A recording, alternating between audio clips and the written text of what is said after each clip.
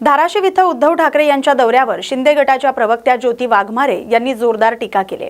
त्यांनी उद्धव ठाकरेंच्या भूमिकेवर प्रश्न उपस्थित करत शिंदे गटाच्या निर्णयाचं समर्थन केलंय। यावेळी वाघमारे यांनी उद्धव ठाकरेंच्या राजकीय भूमिकेवर टीका करत हा दौरा हा वराती मागून घोडे असल्याचं म्हटलंय। तसंच पक्ष आणि नेतृत्वाच्या निर्णयावरही त्यांनी निशाणा साधलाय। शिवसेनेतील राजकीय घडामोडींवरून दोन्ही गटांमध्ये आरोप प्रत्यारोप सुरू आहेत आणि वाघमारे यांच्या वक्तव्यामुळे राजकीय वातावरण पुन्हा एकदा तापलेलं आहे। पाहूयात ते काय म्हणालेत। धाराशिव जिल्ह्याचा दौरा करतात आणि मेळावा घेतात, का कसं पाहता या मेळाव्याकडे? मी धाराशिवमध्ये आमचा पूर्वनियोजित कार्यक्रम होता। आमचे सन्माननीय माजी आमदार तबले साहेबांनी गुणवंत विद्यार्थ्यांच्या सत्कारासाठी मला आमंत्रित केलं होतं। आमचे नेते माननीय प्राध्यापक रवींद्र गायकवाड सर सुद्धा आमच्यासोबत उपस्थित आहेत। मला वाटतं की उद्धव ठाकरेंचा जो आताचा महाराष्ट्र दौरा चालला आहे तो म्हणजे वराती मागून घोडं नाचवण्याचा प्रकार आहे। 6 खासदारांची वरात तर निघून गेली, आता हे घोडं आणि त्यांचं शिंगरू आता मात्र चौकशा करायला लागलं। त्याचा काहीही उपयोग होणार नाही।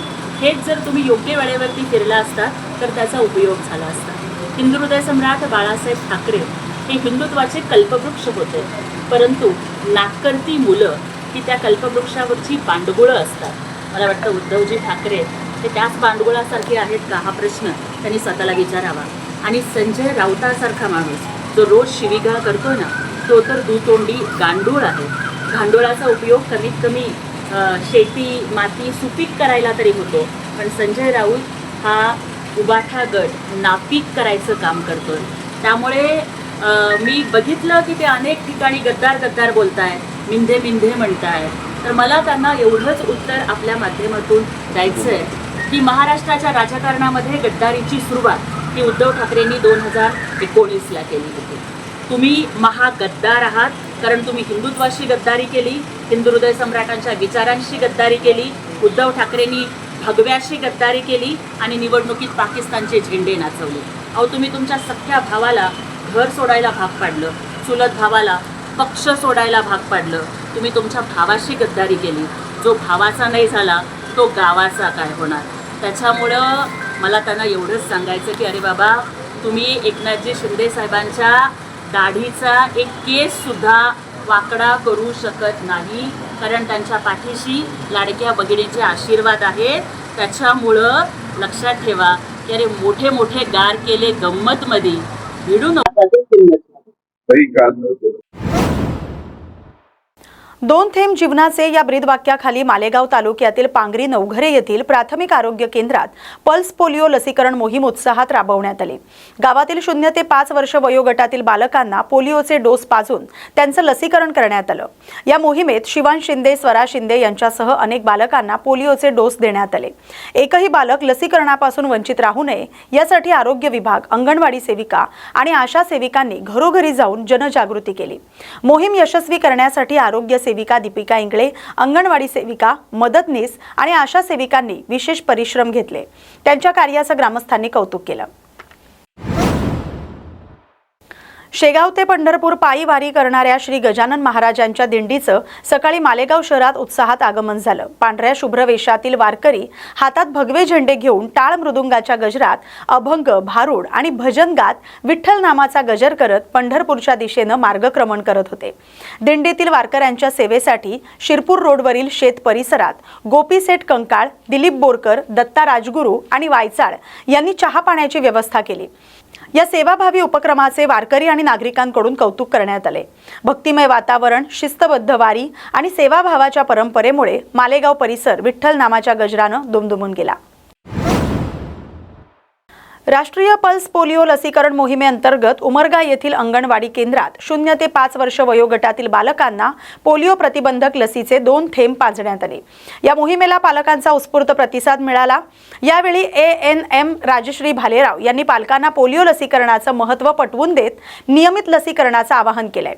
BSc नर्सिंगच्या विद्यार्थिनी मानसी मुळे, वैष्णवी सागर, मोहिनी डावरे आणि दीपाली थोरात यांनी देखील लसीकरण प्रक्रियेत सहभागी होत विभागाला सहकार्य केलं। प्रत्येक बालकाला पोलिओचे 2 थेंब निरोगी भविष्यासाठी एक महत्त्वाचं पाऊल हा संदेश देत आरोग्य विभागानं पोलिओ मुक्त समाज घडवण्यासाठी सर्व पालकांनी लसीकरण मोहिमेत सहभागी व्हावं असं आवाहन केलं। सेलू उपजिल्हा रुग्णालयात सकाळी पल्स पोलिओ लसीकरणाचा शुभारंभ सेलूचे नगराध्यक्ष मिलिंद सावंत, डॉक्टर ऋतुराज साडेगावकर, सेलू उपजिल्हा रुग्णालय अधीक्षक डॉक्टर संजय हरबडे तसंच पत्रकार यांच्या उपस्थितीत संपन्न झाला। या लसीकरण मोहिमेसाठी सेलू शहरात तब्बल 29 ठिकाणी 0 ते 5 वर्ष वयाच्या बालकांना शासनातर्फे मोफत लसीकरण करण्यात येत आहे। या लसीकरणासाठी सेलू उपजिल्हा रुग्णालयातील 82 कर्मचारी या लसीकरण मोहिमेत सहभागी झाले। बीड शहरातील केज इथं रविवारी पत्रकार संघाच्या वतीनं खासदार संजय दिना पाटील यांचा जाहीर तीव्र निषेध व्यक्त करण्यात आलाय। लोकशाहीचा चौथा स्तंभ असलेल्या पत्रकारितेवर आणि पत्रकारावर आक्षेपार्ह टिप्पणी करून अवमान करणाऱ्या खासदार संजय दिना पाटील यांचा केज तालुका पत्रकार संघाच्या वतीनं तीव्र शब्दात निषेध करण्यात आला। त्यांनी केलेल्या पत्रकार विरोधी वक्तव्याचा गांभीर्याने दखल घेऊन संबंधित खासदारावर कठोर कारवाई करून त्यांची खासदारकी रद्द करावी अशी मागणी करणारं निवेदन केजचे नायब तहसीलदार श्री हंगे यांनी केज पत्रकार संघाच्या वतीनं दिलंय। संजय दिना पाटलाचं करायचं काय? मुर्दाबाद मुर्दाबाद संजय दिना मुर्दाबाद। महाराष्ट्र शिक्षक पात्रता परीक्षा म्हणजेच टीईटी पेपर फुटी प्रकरणाच्या निषेधार्थ अखिल भारतीय विद्यार्थी परिषद परभणी महानगरच्या वतीनं श्री शिवाजी महाविद्यालयासमोर तीव्र निदर्शनं करण्यात आली। पेपर फुटीमुळे विद्यार्थ्यांच्या भविष्याशी खेळणाऱ्या दोषींवर कठोर फौजदारी कारवाई करावी अशी मागणी यावेळी करण्यात आली। पेपर फुटी रॅकेटचा पर्दाफाश करण्यासाठी निष्पक्ष आणि उच्चस्तरीय चौकशीची मागणी अखिल भारतीय विद्यार्थी परिषदेच्या प्रतिनिधींनी आंदोलनात केली। वारंवार होणाऱ्या पेपर फुटीमुळे शासनाच्या सुरक्षा व्यवस्थेवर प्रश्नचिन्ह निर्माण झालेत। परीक्षा प्रक्रियेत पारदर्शकता आणण्यासाठी आधुनिक तंत्रज्ञानाचा वापर करण्याची गरज यावेळी व्यक्त करण्यात आली। परभणी इथं पार पडलेल्या जाहीर सभेत शिवसेना ठाकरे गटाचे पक्षप्रमुख उद्धव ठाकरे यांनी बंडखोर नेत्यांवर आणि सत्ताधारी पक्षावर जोरदार टीका केली आहे। ज्यांनी शिवसेनेची गद्दारी केली ते भविष्यात फडणवीसांशीही बेईमानी करतील अशा शब्दात त्यांनी सत्ताधाऱ्यांना सावध केलं। बंडखोरांना चोर असं संबोधत उद्धव ठाकरेंनी त्यांच्यावर कडाडून टीका केली।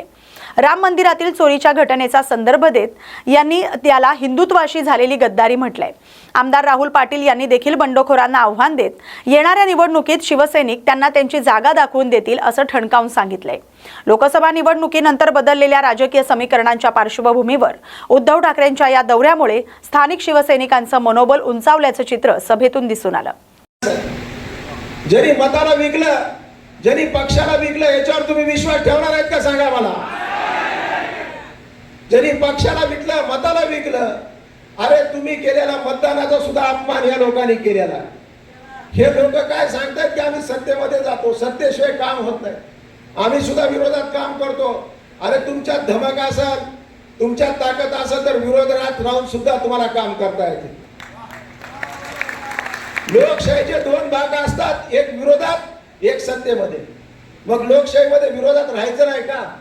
आपले विचार मांडायचे नाहीत का? तुम्ही विचार सोडून पळून गेलेला आहात, तुम्ही स्वार्थासाठी पळून गेलेला आहात।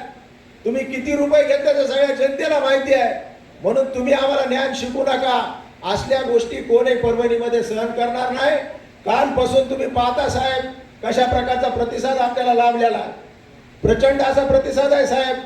तुम्ही काळजी करू नका, इथला खासदार जाऊ द्या, पण इथे 4 आमदार निवडून आणण्याचं काम आम्ही सर्वजण केल्याशिवाय।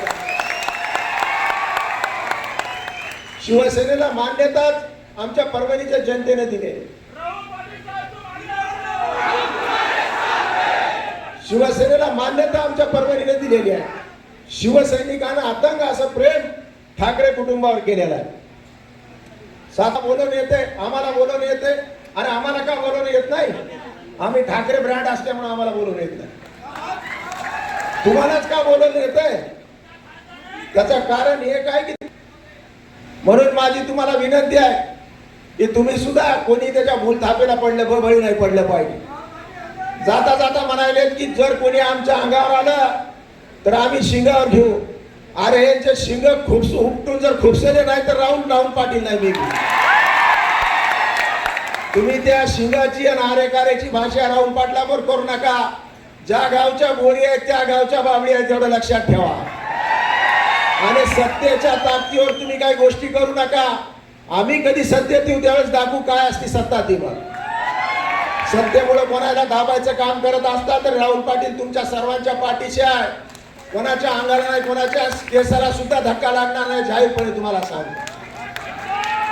म्हणून ज्याला जायचं त्याला जाऊ द्या. आपण आपला पक्ष मोठा करू, आपले विचार मोठे करू. तुम्ही पाहिलं असेल केंद्र शासन किंवा राज्य शासन मध्ये हे काय विकास करणार आहेत. जे भ्रष्टाचारी आहेत तिथं मग जाऊन हे भ्रष्टाचार करणार. जिथं बेरोजगारी इतक्या मोठ्या प्रमाणात, महिलेवर अत्याचार होत आहे. मी परवाच एका इथल्या रिटायर्ड IAS अधिकाऱ्यावर बसलो होतो, जो की इथला चीफ सेक्रेटरी राहिलेले आहेत. ते म्हणले, आमदार साहेब, येणाऱ्या 6 महिन्यामध्ये महाराष्ट्राची अशी परिस्थिती होईल की इथल्या नोकराला सुद्धा, अधिकाऱ्याला सुद्धा पैसे द्यायला पैसे तिजोरीत नाही. अशा प्रकारचं महाराष्ट्र वरवण्याचं काम कुणी केलं असेल तर या सरकारनं केलेलं आहे. म्हणून यातून आपणच आता हे वाचू शकतो. जोपर्यंत जनता रस्त्यावर येणार नाही तोपर्यंत ही क्रांती होणार नाही. आता हे उठाव आहे, ही क्रांती आहे. ह्यांना आपण खाली जमिनीत गाडून त्याच्यावर आपला भगवा लागल्याशिवाय आपण आता शांत बसवायचं नाही. एवढंच बोलतो आणि थांबतो. जय हिंद, जय महाराष्ट्र. पुणे जिल्ह्यातील खेड तालुक्यातील चांडोली येथे जिल्हा परिषद पुणे आरोग्य विभाग यांच्या संयुक्त विद्यमाने ग्रामीण रुग्णालय चांडोली अंतर्गत कडूस यांच्या सहकार्याने लहान बालकांना पोलिओ डोस देण्याचं काम उत्साही वातावरणात संपन्न झालं. यावेळी जवळपास 80 ते 90 बालकांना पोलिओ डोस देण्यात आले. अनेक पालकांनी आपले लहान बालक घेऊन पोलिओ डोस देण्याच्या केंद्रावर मोठ्या प्रमाणात गर्दी केली होती. समुदाय आरोग्य अधिकारी विनायक शातलवार, आरोग्य निरीक्षक महादेव दुंगव, अंगणवाडी मदतनीस, अंगणवाडी सेविका, आशा सेविका यांनी फार महत्त्वाच्या भूमिका बजावल्या. आज आपण पुणे जिल्ह्यातील खेड तालुक्यातील राजपूरनगर शहराजवळ चांडोली या ठिकाणी आलेलो आहोत. या ठिकाणी आरोग्य विभाग जिल्हा परिषद पुणे यांच्या अंतर्गत पोलिओचे जे डोस आहेत तर आपण त्या अधिकाऱ्यांकडे आलेलो आहोत. नमस्कार. आपलं नाव काय? महादेव दुंगव, एक्सटर्नल ऑफिसर आहे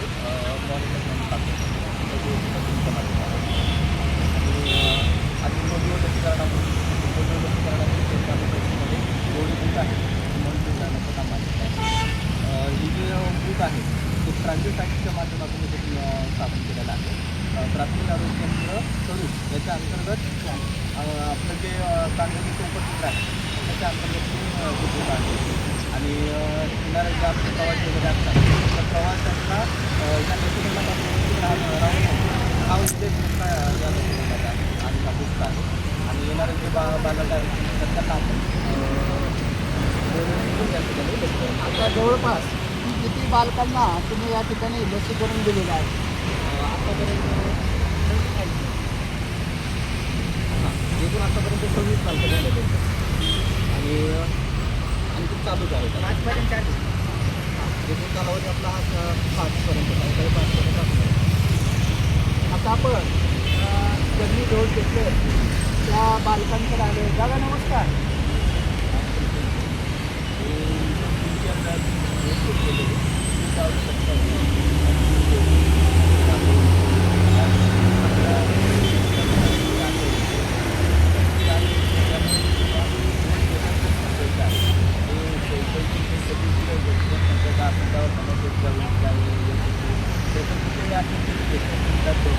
आता हे जे डोस तुम्हाला दिलेले आहेत तर तुम्हाला मोफत दिले का विकत दिले? हे सगळे मोफत आहे.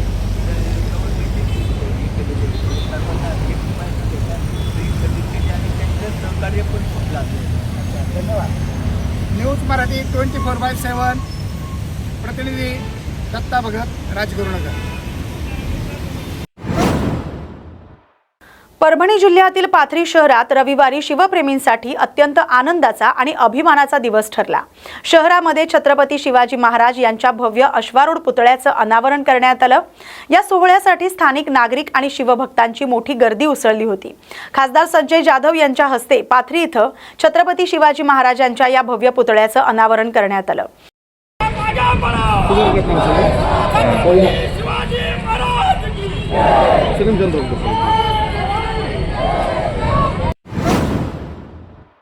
राज्यभरात अन्न आणि औषध प्रशासनाकडून सुरू असलेल्या कारवाईच्या पार्श्वभूमीवर नागरिकांना हॉटेल आणि रेस्टॉरंटमध्ये शुद्ध आणि सुरक्षित अन्न तसंच स्वच्छ पिण्याचं पाणी मिळावं यासाठी अन्न आणि औषध प्रशासनानं महत्त्वाची पावलं उचलली आहेत. आयुक्त तुकाराम मुंढे यांनी दिलेल्या निर्देशानुसार नियमांची काटेकोर अंमलबजावणी व्हावी यासाठी बुलढाणा येथील अन्न आणि औषध प्रशासनाचे सहाय्यक आयुक्त प्रमोद पाटील यांनी शहरातील हॉटेल, रेस्टॉरंट आणि इतर खाद्य व्यावसायिकांची बैठक घेतली. या बैठकीत शासनाच्या निर्देशानुसार स्वच्छता, अन्नाची गुणवत्ता, पिण्याच्या पाण्याची शुद्धता आणि इतर नियमांचे पालन करण्याच्या सूचना देण्यात आल्या. नियमांचं उल्लंघन करणाऱ्या आस्थापनांवर कठोर कारवाई करण्यात येईल असा इशारा देण्यात आला. हिंगोली जिल्ह्यातील लासिना येथील अंगणवाडी शाळेत राष्ट्रीय पल्स पोलिओ लसीकरण मोहिमेचा शुभारंभ राष्ट्रीय आरोग्य अभियानाचे आयुक्त संजय काटकर यांच्या हस्ते करण्यात आला. यावेळी मुख्य कार्यकारी अधिकारी विवेक गायकवाड यांच्या हस्ते बालकांना पोलिओ प्रतिबंधक डोस पाजून मोहिमेला सुरुवात करण्यात आली. यावेळी आयुक्त संजय काटकर यांनी पालकांनी शेतातील कामं बाजूला ठेवून मुलांना पोलिओ डोस देण्यासाठी बूथवर आणल्याबद्दल समाधान व्यक्त केलंय. बालकांच्या आरोग्याची जबाबदारी ही केवळ कुटुंबाचीच नव्हे तर प्रशासनाचीही असल्याचं सांगत त्यांनी हिंगोली जिल्ह्याच्या आरोग्य यंत्रणेच्या कार्याचं कौतुक केलं.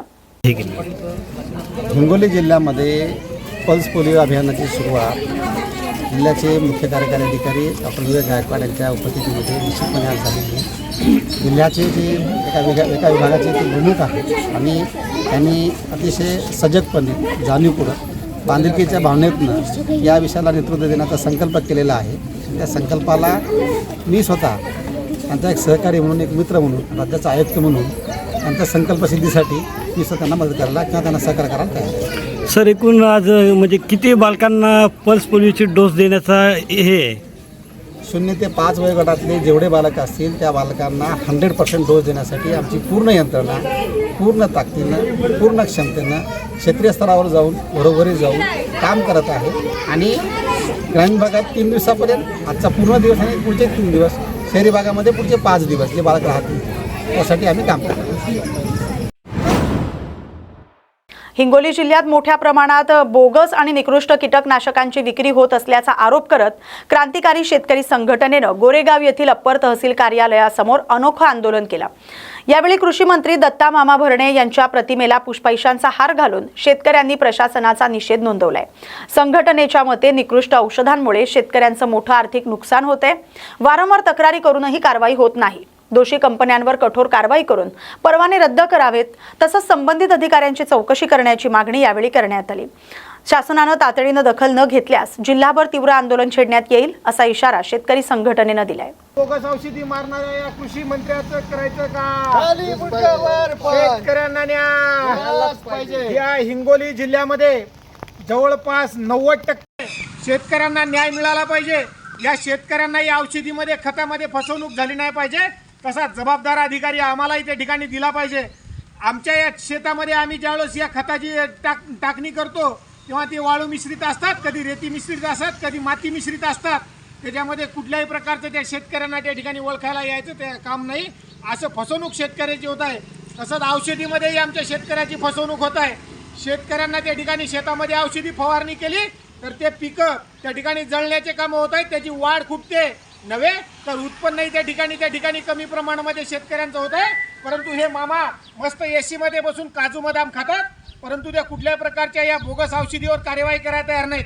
जिल्ह्याचा कृषी विभाग मस्त AC मध्ये बसून आयुष करत आहे. कुठेही शेतकऱ्याच्या प्रती त्यांना देणं घेणं उरलं नाही. त्या कृषी विभागानेही शेतकऱ्यावर त्या ठिकाणी लक्ष द्यायला पाहिजे. आणि ज्या काही बोगस कंपन्या या जिल्ह्याच्या कृषी मंत्र्याचं या ठिकाणी लक्ष आहे. PGRच्या नावाखाली, पेस्टिसाइडच्या नावाखाली या ठिकाणी जिल्ह्यामध्ये मोठ्या प्रमाणात काळ्या धंदे चालू आहेत. या ठिकाणी कोणी लक्ष द्यायला काम नाही, काम करायला तयार नाही. जसं अन्न औषध विभागामध्ये या राज्य सरकारनं तुकाराम मुंढेसारख्या एका प्रामाणिक अधिकाऱ्याची नियुक्ती केली, तशी आमची सुद्धा मागणी आहे. या शेतकऱ्यांच्या जीवाशी खेळ झाला नाही पाहिजे. शेतकऱ्यांना न्याय मिळाला पाहिजे. या शेतकऱ्यांना या औषधीमध्ये, खतामध्ये फसवणूक झाली नाही पाहिजे. तसा जबाबदार अधिकारी आम्हालाही त्या ठिकाणी दिला पाहिजे. आमच्या या शेतामध्ये आम्ही ज्यावेळेस या खताची टाकणी करतो तेव्हा ती वाळू मिश्रित असतात, कधी रेती मिश्रित असतात, कधी माती मिश्रित असतात. त्याच्यामध्ये कुठल्याही प्रकारचं त्या शेतकऱ्यांना त्या ठिकाणी ओळखायला यायचं ते काम नाही. असं फसवणूक शेतकऱ्याची होत आहे. तसंच औषधीमध्येही आमच्या शेतकऱ्याची फसवणूक होत आहे. शेतकऱ्यांना त्या ठिकाणी शेतामध्ये औषधी फवारणी केली तर ते पिकं त्या ठिकाणी जळण्याचे कामं होत आहेत. त्याची वाढ खुटते नव्हे तर उत्पन्नही त्या ठिकाणी कमी प्रमाणामध्ये शेतकऱ्यांचं होत आहे. परंतु हे मामा मस्त एसी मध्ये बसून काजू बदाम खातात, परंतु त्या कुठल्या प्रकारच्या या बोगस औषधीवर कार्यवाही करायला तयार नाहीत. जिल्ह्याचा कृषी विभाग मस्त एसी मध्ये बसून आईश करत आहे. कुठेही शेतकऱ्याच्या प्रति त्यांना देणं घेणं उरलं नाही. त्या कृषी विभागानेही शेतकऱ्यावर त्या ठिकाणी लक्ष द्यायला पाहिजे आणि ज्या काही बोगस कंपन्या या जिल्ह्यामध्ये चालू आहेत त्या बोगस कंपन्यावर तात्काळ कार्यवाही केली पाहिजे, अशी आमची मागणी आहे. आज या दत्तामामा भरणे यांना या ठिकाणी या नोटाचा या पैशाचा हार घालून या ठिकाणी आम्ही निषेध व्यक्त करतोय. का तर कंपन्यांना बोलणं केलं असता कंपन्या सांगतायत आम्ही आमचे पाकिट वरिष्ठ लोकांना देतोय. मग आमचंही म्हणणं आहे हे शेतकऱ्याचे पैसे घ्या, परंतु त्या बोगस कंपन्यावर कार्यवाही करा. हे याचा हार घालून आम्ही या ठिकाणी आज निषेध व्यक्त केला. पण हे प्रशासन हे जर वठणीवर आले नाही, यांनी जर कुठल्या प्रकारचा या शेतकऱ्यांना न्याय देण्याचं काम केलं नाही तर येत्या 2 दिवसामध्ये 4 दिवसामध्ये हिंगोली जिल्ह्याच्या कृषी विभागावर भूतोनं भविष्य झाला असं आंदोलन करू, लक्षवेधी आंदोलन करू आणि या जिल्हा कृषी अधिकाऱ्याच्या बुडाखाली त्या ठिकाणी त्याची खुर्ची हलण्यासारखं काम आंदोलन करू, एवढं मात्र निश्चित आहे. राष्ट्रीय पल्स पोलिओ लसीकरण मोहिमेअंतर्गत लोहा शहरातील 14 बूथवर 0 ते 5 वर्ष वयोगटातील बालकांना पोलिओचे 2 थेंब पाजण्यात आले.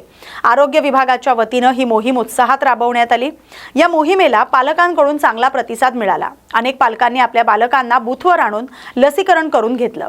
आरोग्य अधिकारी, कर्मचारी आणि अंगणवाडी सेविकांनी मोहीम यशस्वी करण्यासाठी विशेष परिश्रम घेतले. बालकांचे पोलिओपासून संरक्षण व्हावं आणि निरोगी भविष्यासाठी लसीकरण आवश्यक असल्याचं आरोग्य विभागानं स्पष्ट केलंय. आरोग्य विभाग, महाराष्ट्र शासन यांच्या वतीने राबवण्यात येणाऱ्या या महाराष्ट्र राज्यामध्ये पोलिओ मुक्त या मोहिमेअंतर्गत 2 थेंब प्रत्येक वेळी, पोलिओ दरवेळी अशा प्रकारचं ब्रीदवाक्य घेऊन पोलिओचा समूळ नायनाट करण्यासाठी व दक्षता घेण्यासाठी आपल्या लोहा शहरामध्ये पोलिओ मोहिमेचं आयोजन करण्यात आलेले आहे. यामध्ये सध्या आपण बूथ क्रमांक 5 बळीराजा मार्केट या ठिकाणी 282 टार्गेट असून आतापर्यंत जवळपास 250 लाभार्थ्यांनी याचा लाभ घेतलेला आहे आणि चांगल्या प्रकारे प्रतिसाद देत आहे. पालक वर्ग किंवा आपल्या सर्व लहान बालकांना घेऊन पोलिओ काळजीपूर्वक पाजत आहे आणि खूप चांगल्या प्रकारे आपल्या लोहा शहरामध्ये प्रतिसाद मिळालेला आहे.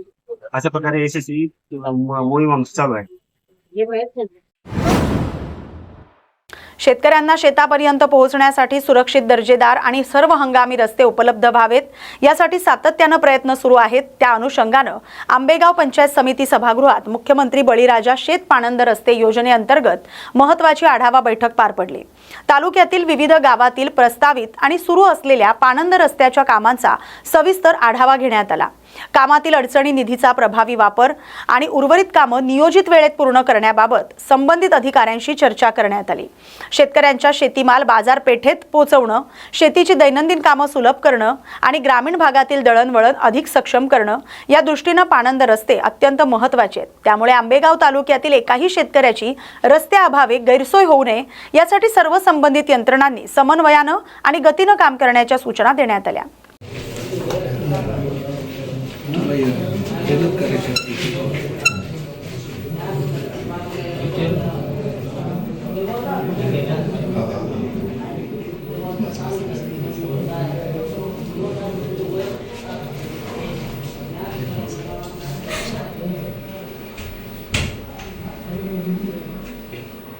राज्यामध्ये या सरकारनं हाती घेतलेल्या प्रकल्पापैकी पाणंद रस्ते विकास हा एक मोठा महत्त्वाकांक्षी प्रकल्प आहे.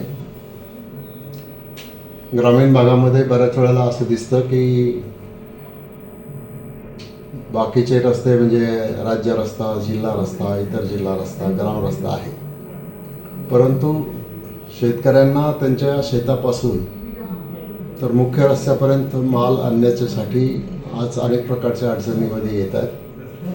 त्या अडचणी दूर करण्यासाठी ज्या रस्त्यांना नंबर नाही त्या रस्त्यांना नंबर टाकणं, त्याचं रुंदीकरण करणं आणि ते रस्ते शेतकऱ्यांना वाहतुकीसाठी खुले करून देणं, याच्यासाठी जी कमिटी नेमलेली आहे ती कमिटीची बैठक आज घोडेगावला झाली आणि या बैठकीमध्ये जो आराखडा तयार करायला सांगितला तो साधारणपणाने आता 7.5 कोटी रुपये मंजूर आहेत पण तरीसुद्धा आपण 15 कोटी रुपयापर्यंतचा आराखडा तयार करायला सांगितलेला आहे.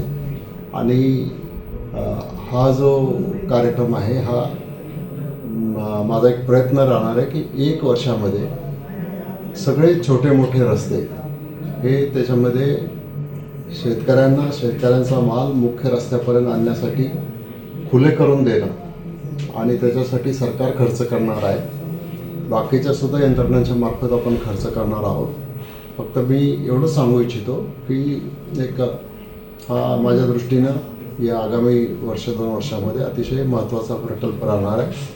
आणि तालुक्यातला मग आदिवासी भाग असो, बिगर आदिवासी भाग असो किंवा शिरूर तालुक्याची 42 गावं असो, या सर्व गावामध्ये हा प्रकल्प राबवला जाणार आहे. आणि त्याच्यामधून खूप एक चांगल्या प्रकारची दळणवळण व्यवस्था आणि अडचणी कुठे अडवले असतील तर त्या अडवणी दूर करणं, कुठं फॉरेस्टचा प्रश्न असेल तो दूर करणं, अशा सगळ्या उपाययोजना करण्यात येणार आहेत. उमरखेड तालुक्यात पावसानं दमदार हजेरी लावल्यानं बळीराजा सुखावलाय. अनेक दिवसांच्या प्रतीक्षेनंतर झालेल्या या पावसामुळे शेतकऱ्यांच्या चेहऱ्यावर आनंद झळकत होता. पावसामुळे शेतातील मशागतीची कामं आटोपून आता शेतकरी पेरणीच्या तयारीला लागलेत. काही भागात नाल्यांना पाणी आल्यानं पाणी टंचाईबाबतही दिलासा मिळालाय. सध्या शेत शिवारात उत्साहाचं वातावरण आहे. खरीप हंगामाला अनुकूल सुरुवात झाल्याचं चित्र दिसतंय. पाऊस असाच सुरू राहिला तर पेरणीला वेग येण्याची अपेक्षा शेतकरी व्यक्त करतायत. मुदखेड शहरात मुस्लिम समाजाच्या वतीनं पैगंबर मुहम्मद यांच्याबाबत अपमानास्पद भाषा वापरणाऱ्या नाझिया इलाही खान यांच्या विरोधात गुन्हा दाखल करण्याची मागणी करण्यात आली. या पार्श्वभूमीवर पोलीस प्रशासनाला निवेदन देण्यात आले. तात्काळ कारवाई न झाल्यास आंदोलन छेडण्याचा इशारा देण्यात आलाय. पोलीस निरीक्षक धीरज चव्हाण यांनी यावेळी वरिष्ठांशी चर्चा करून योग्य ती कायदेशीर कारवाई केली जाईल असं आश्वासन दिलंय. आज 26 जून बरोज जुमा अलहमदुलिल्लाह हम आज मुदखेड़ स्टेशन में आए हैं, पुलिस स्टेशन में, और तमाम मुदखेड़ के नौजवान भी यहाँ पे आए हुए हैं. हमारा आने का यहाँ पे मकसद ये है, जैसा कि आप लोग जानते हैं कि 10-15 दिन से नाज़िया इलाही खान कलकत्ता की रहने वाली है. ये नबी अलैहिस्सलाम की शान में बहुत गुस्ताखी कर रही है. तो हम पुलिस स्टेशन में मेमोरेंडम देने के लिए आए थे कि इस पर जल्द से जल्द कार्रवाई की जाए और इसे अरेस्ट किया जाए या जहाँ तक हो सके इस पर लगाम लगाई जाए. इसी ताल्लुक से आज हम तमाम नौजवानों के साथ यहाँ पे आए हुए हैं.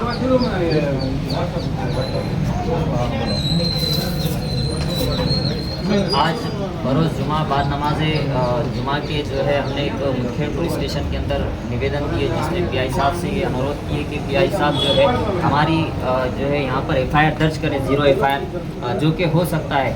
तो मैं तमाम मुसलमानों से जो है गुजारिश कर रहा हूँ कि अपने अपने जो है इलाकों के अंदर पुलिस स्टेशन पे जाए और कानून की मदद लें और इस मलून औरत के ऊपर, ये हिजड़ी की सूरत वाली औरत के ऊपर जो है एफआईआर दर्ज करें, जो इसको बार बार जो है मुसलमानों का मुँह में लेने की आदत हो गई है नाम. तो मेरी गुजारिश है कानून से जो है कि इस मलून औरत के लिए, ये हिजड़ी औरत के लिए जो है एफआईआर दर्ज करें और इसको जो है हवालात के अंदर डालें और इसकी ज़ुबान को बंद करें.